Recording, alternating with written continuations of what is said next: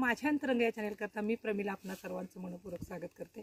माझ्या चॅनलवरती प्रेम करणाऱ्या सर्वांचं धन्यवाद मानते, कारण जे मी काही व्हिडिओ टाकते ते तुम्ही फुल वॉच करता, त्याबद्दल विशेष आभार मानणं ही माझी मी ड्युटी समजते। तर असो, अगदी खरा आणि अगदी माझ्या समोरासमोर आणि मी स्वतः अनुभव घेतलेला असा एक प्रसंग मी आज तुम्हाला सांगते। तर झालं असं की काहीतरी काम होतं आणि आम्ही सगळे शिक्षक कोल्हापुरात एकत्र जमणार होतो। आता बघा, कोल्हापूरचे जर कोणी असतील तर त्यांना हे माहिती आहे की CBS हे कोल्हापूरचं ST स्टँड आहे। तिथं सर्व प्रकारच्या गाड्या थांबतात, तो डेपो आहे। तर त्या ठिकाणी मी थांबले होते, कारण माझे जे शिक्षक बंधू आणि भगिनी येणार होते त्यांना जरा वेळ लागणार होता, म्हणून मी काय केलं, म्हटलं ठीक आहे मी थांबू कुठे। तर ते म्हणाले तुम्ही CBSला थांबा, कारण तो एक सेंटर पॉईंट असतो भेटण्याचा। तर म्हटलं ठीक आहे, मग तिथं मी थांबले।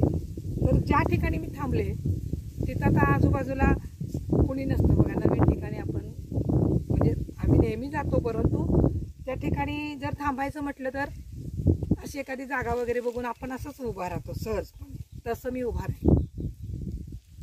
एंट्रीला जर कोणी CBSच्या गेला असेल तर त्यांनी बघितलं असेल की त्या ठिकाणी काही विक्रेते असतात, छोटे छोटे म्हणजे कुणी असं ते हातातले ब्रेसलेट असतात का तांब्याचे, किंवा अंगठे असतात, किंवा कानातले मुलींचे डूल वगैरे असतात, किंवा नाकातल्या नथी असतात बघा, ज्या खोट्या असतात म्हणजे खऱ्या नसतात, त्या नकली असतात।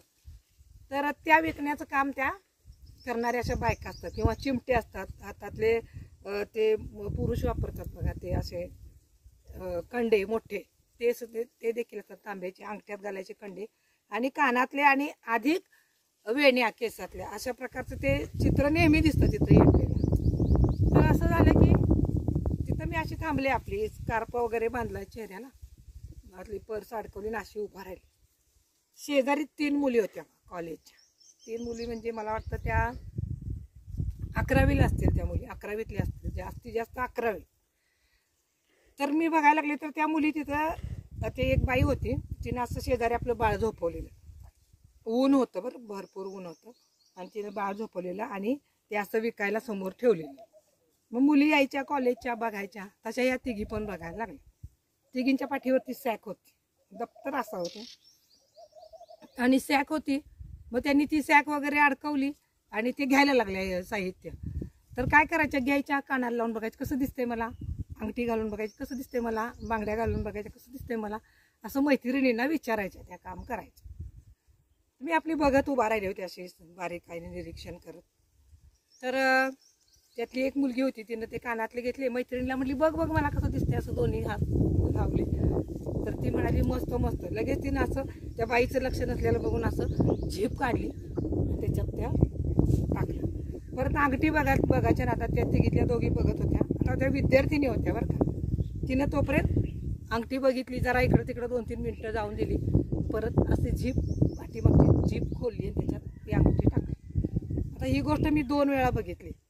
तर मला जास्तीत जास्त का वाईट वाटलं, ती बिचारी उन्हात ते विक्री करत होती, तिचं बाळ शेजारी होतं, गरीब होती ती, या मुलीने असं करायला नाही पाहिजे। मी जरा असं पुढं गेले आणि तिला म्हटलं बाळ इकडे ग।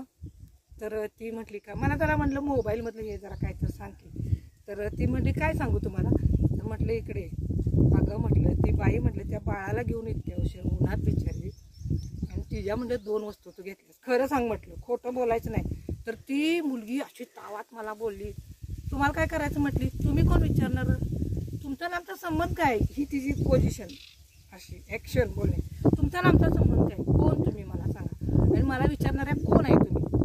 तिचं ते बोलणं ऐकून त्या दोघी तिथं आल्या, तिघीजणी माझ्या संग भांडायला लागल्या।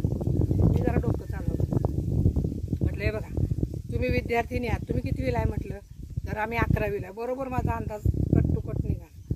तर म्हटलं मी पण एक शिक्षक आहे, आणि तिनं जे कृत्य केलेलं ते बघून मी तुला बोलवून तिला ताकीद देतो, एवढी तुम्हाला भांडण्याची कुंकू नाही म्हटलं। हे बघ माझं YouTube चॅनेल आहे, मगापासून मी इथं छोटे बाईट घेत होते, ॲक्च्युली मी काहीच करत नव्हते, मी नुसतीच उभा राहिली, आणि त्याच्यात त्या बाईटमध्ये म्हटलं तुझे मगापासून जे पाठीमागं टाकत होतीस ना ते सगळं आलंय, जर म्हटलं त्या बाईची ती वस्तू परत नाही दिलीस तर लक्षात ठेव यूट्यूब चॅनेलवर हे मी टाकणार, फेसबुकला टाकणार, इन्स्टाला टाकणार, सगळीकडे टाकणार. काय करायचं ते कर, जा म्हटलं. तू जा म्हटलं, तिचं देऊळ पण नकोस. तशी ती मुलगी पिवळी पडली, घाबरली. म्हटलं अगं तुझ्या शिक्षक पण तुझा हा व्हिडिओ बघितल्यानंतर तुझ्याविषयी काय म्हटलं मत तयार करतील, तुझ्या गावची लोक काय करतील, तुझे पालक काय करतील. का म्हटलं छोटीशी गोष्ट तुझ्यासाठी छोटी असेल, परंतु त्या उन्हात लेकराला घेऊन बसणाऱ्या आईसाठी ती फार मोठी गोष्ट आहे. तू कोण समजते स्वतःला, हे देणार आहेस का तुझा व्हिडिओ टाकू म्हणलं माझ्या चॅनेलवर.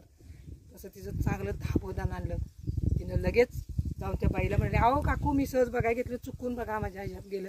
तिला काय मराठी येत नव्हतं, तर कसं का असेना तिनं दिलं घाबरून. त्यानंतर मी तिला ताकीद दिली आणि नंतर म्हटलं पुन्हा असे नखरे करू नको, करशील आयुष्यातनं उठशील, ना करिअर ना शिक्षण, बदनामी मात्र भरपूर वाटेल येईल. तर बघा हा व्हिडिओ तुम्हाला कसा वाटला आणि मी केलेली कृती योग्य होती की कशी होती, तुमच्या दृष्टीनं ती कोणत्या प्रकारच्या कॅटेगरीत बसणारी होती, याबद्दल जरूर लिहा. धन्यवाद.